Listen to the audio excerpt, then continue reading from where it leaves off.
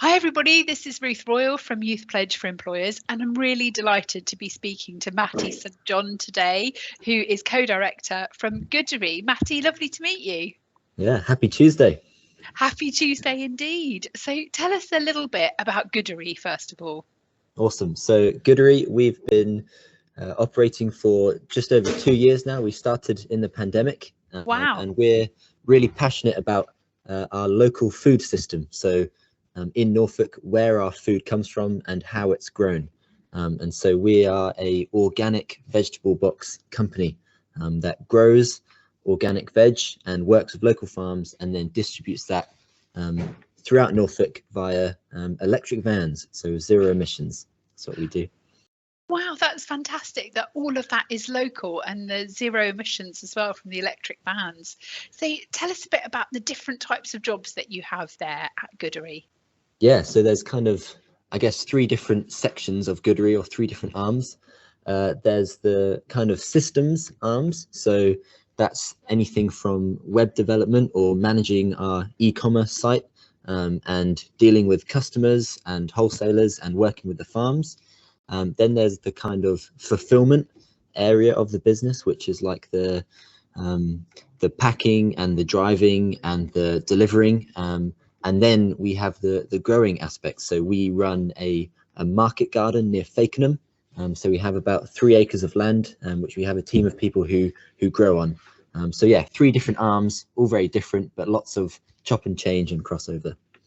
That's so diverse in terms of all those different jobs. Sort of, if we could take each kind of sort of section at a time, thinking about the system section, what sort of skills, knowledge, qualities, what sort of things happen for people in those jobs? What do they Yeah, need? yeah. So that's a lot of kind of customer facing work, I guess. Probably indirectly because you're doing it through your website and through customer support, so emails and things like that. But really, that is it's really all about relationships, I'd say, primarily.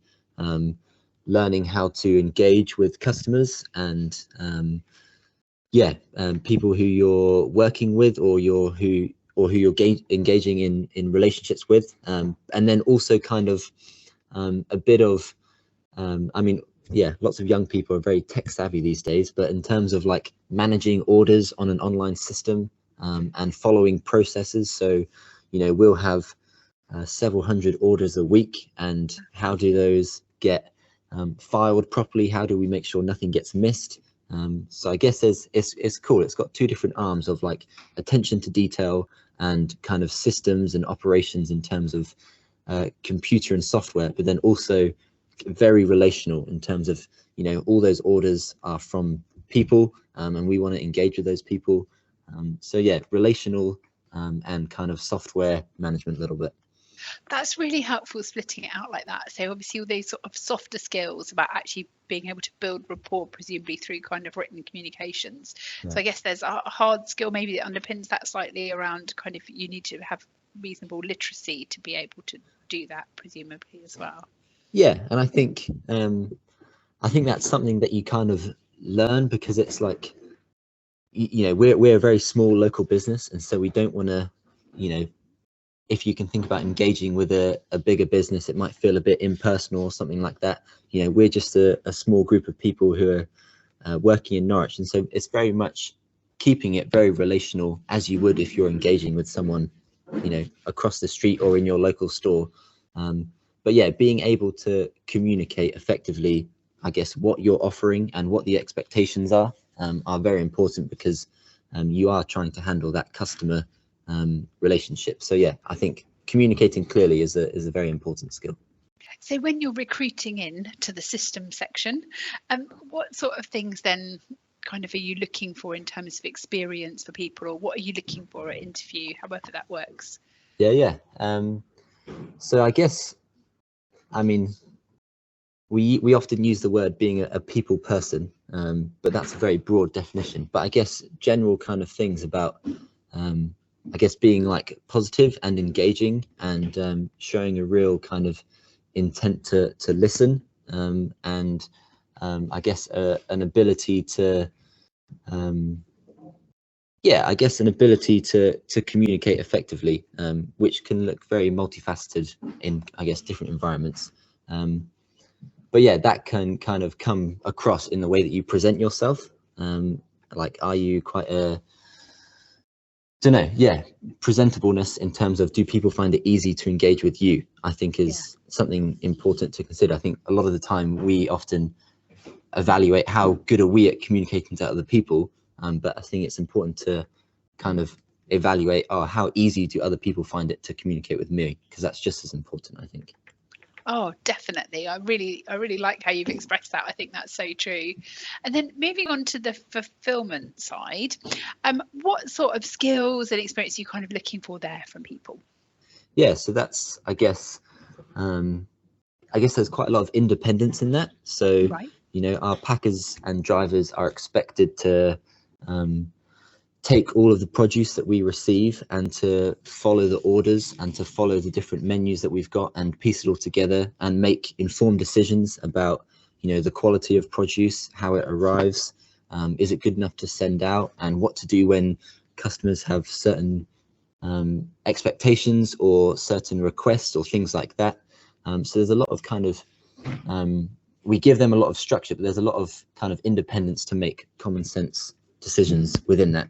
And I guess there's a lot of, don't know, I find it, you've got to have a lot of like attention to detail, I think, because you're handling lots of different things, and it's very easy just to get into kind of autopilot mode and put this there and read this and do that.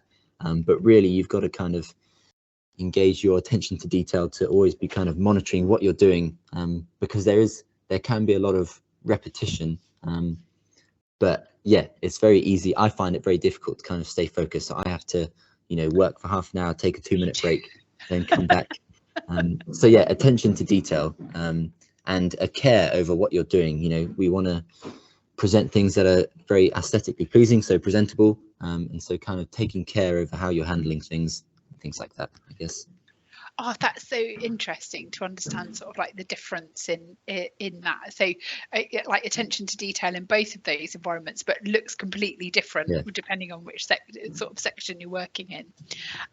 And from a growing perspective, sort of taking that last kind of field, what sort of what sort of skills and experience are you looking for there in people that are involved with that part of your business? Yeah, so we have an amazing head grower called Jen, who's been trained and who's been under an apprenticeship for 3 years. So she's kind of got some amazing growing skills and amazing knowledge. And so in terms of her supporting team, we have a few people who support her.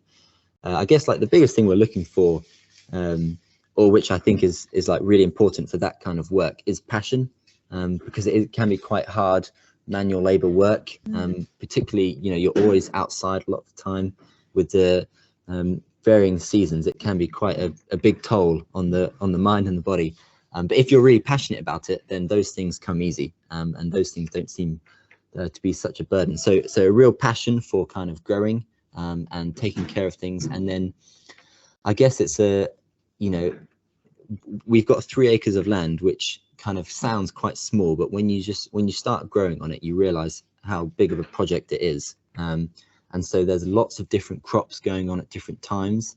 So it takes a lot of organization. I think you've got to be aware of what things need taking care of at different times, what crops need feeding or what crops need weeding, what crops need harvesting. So there's a lot of organization. You've got to juggle a lot of things, which with growing things are all on their own different time scales. So managing that is quite a task.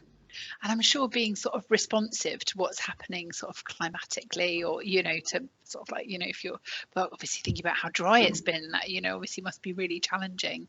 And that's really interesting to hear about how Jen's done an apprenticeship as well in terms of getting into that role. I think you touched on something really interesting too, and that's about the format of work. And I think that's something that's kind of quite easy to overlook. So the format of work is you're very outdoors. It's physical. You're out there, come rain, shine.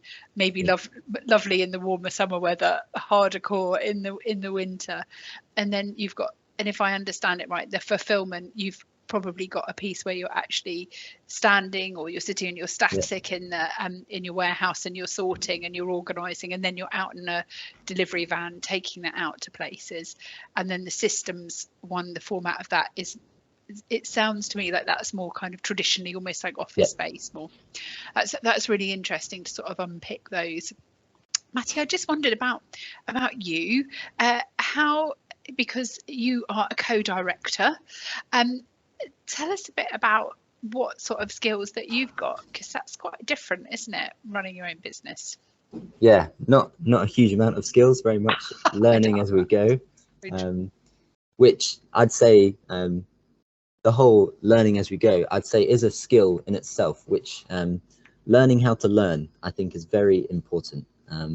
And so you can't come at anything having known everything. There's always going to be things that are outside of your control, and things that you're going to have to respond to. And so learning actually, how to solve problems and learning how to find solutions is, I think, is probably the most important skill that someone in my position can have, because that's mainly what it is. It's responding to the different things that are going on, and trying to figure solutions. So yeah, learning how to learn, which sounds quite abstract, but when you break it down, can be very practical. No, I'm sure it is. And I think that sense of, like you say, being able to respond and almost, it seems to me you probably got to think on your feet quite a lot. You've got to be able to like come up with an idea, like to fix something that maybe you haven't come across before. Yeah, and I think also when you're in a position where you're kind of leading other people or managing other people, I think it's really important to be very consistent as possible, because you set the culture for the team, and having a consistent leader or a consistent kind of I guess place of support is really important. So I think a huge part of what we do as directors is being very relational, and making sure that, because we couldn't do this by ourselves, and we wouldn't want to do it by ourselves, but creating a good environment for people to work in, and for people to grow in, I think is really important. So yeah, being very relational is very important. What made you want to work for yourself? I kind of just fell into it. I think it was a process of saying yes to things, and saying yes to opportunities, and being willing to learn, and being willing to fail at things. So we had this idea of this business it was a few friends of ours, and I've always been passionate about kind of sustainability and things like that, but have never occurred to me to run my own business or to work for myself. But my friend was like, here's the vision, and do you want to get involved? And I was definitely underqualified, but I was like, I'm up for giving this a go. Whether or not it works out, I'm up for kind of trying to make it work. And I guess just through giving that yes has led to this, an incredible journey. And so I'd say, yeah, always be up for giving things a go, because what's the worst that could happen is that something fails, but at least you learn from it. A little phrase that I have is, there's only successes and learnings. There's no failures. Successes and learnings. So just saying yes and just being up for something can take you to cool places. I like that so much. One of the things that we've asked everybody kind of at the end of their interviews is, what piece of advice would you go back and give your younger self? What would that be for you? Would that be around your successes and learns, or would that be something more personal? It's when it comes to careers, what would you tell young Matty as you were starting out? I'd probably say, make relationships your priority. I think so much of what we do in work and in life is about collaboration, and is through collaboration. And I think very few people stand alone. So here at Goodery, yes, we're doing our own thing, but really we're part of a network of different businesses, of different people who are like-minded, lots of different relationships. And I think when you make relationships your priority, when you make deepening friendships and deepening connections with other people your priority, can really, we're much stronger when we work together. And so the stronger your relationships are, the more, I think, opportunities you'll have to do some cool things. That's a great message to end our talk on. Matty, thank you so much for your time today. Very welcome.